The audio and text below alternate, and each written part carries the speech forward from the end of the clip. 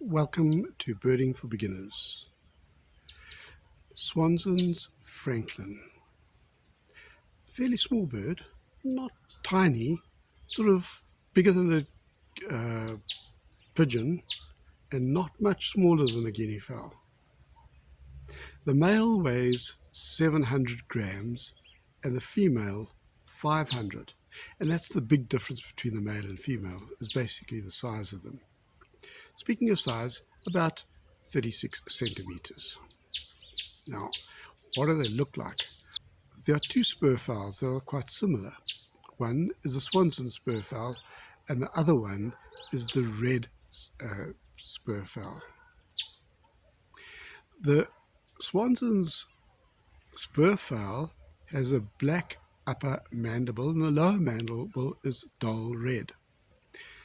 Both spurfowls have red around the eyes and sort of red on the neck. Swansson spurfowl has black legs with a black spur. The male has quite a lot bigger spur than the female. Plumage. Generally, the Swansson spurfowl appears brown. But when you look closer at the feathers, you will see that on each feather there's a black streak running in the length of the feather. This is one of the major differences of the spurfowl to most other of the spurfowls and francolins.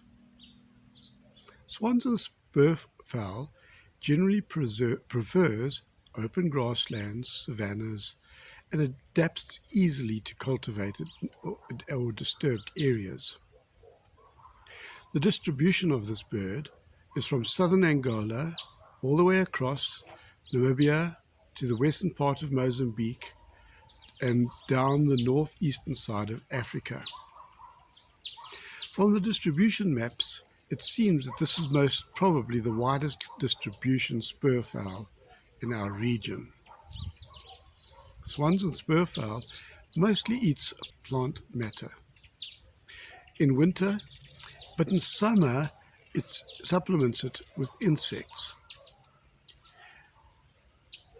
It does most of its grazing and eating by foraging, by digging and gleaning, running from one place to that, and scratching in the ground. It tends to go around in pairs, male and female, and possibly with a slightly bigger group, but not in big family groups like the guinea fowl. It feeds mainly in the morning and in the late afternoon.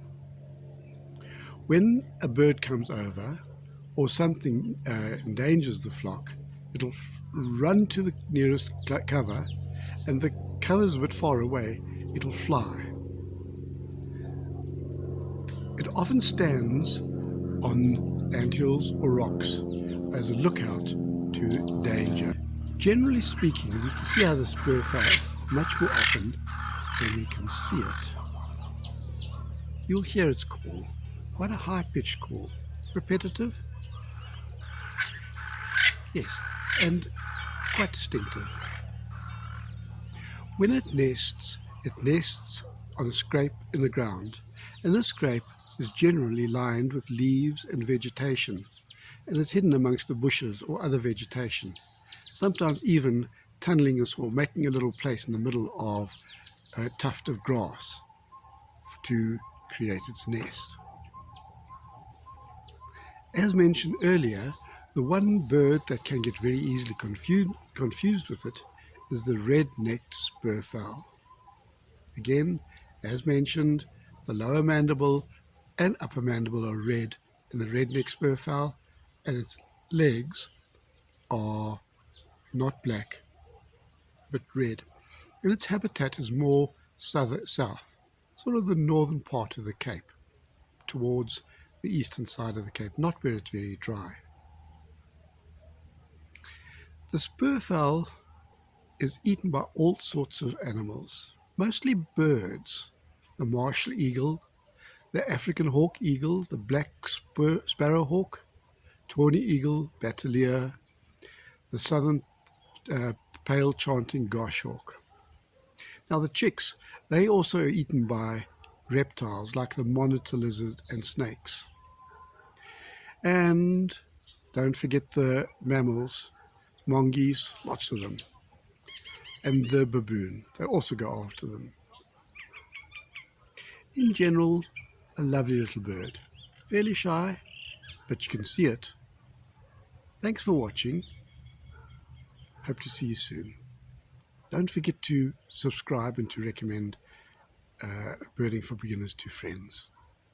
Bye.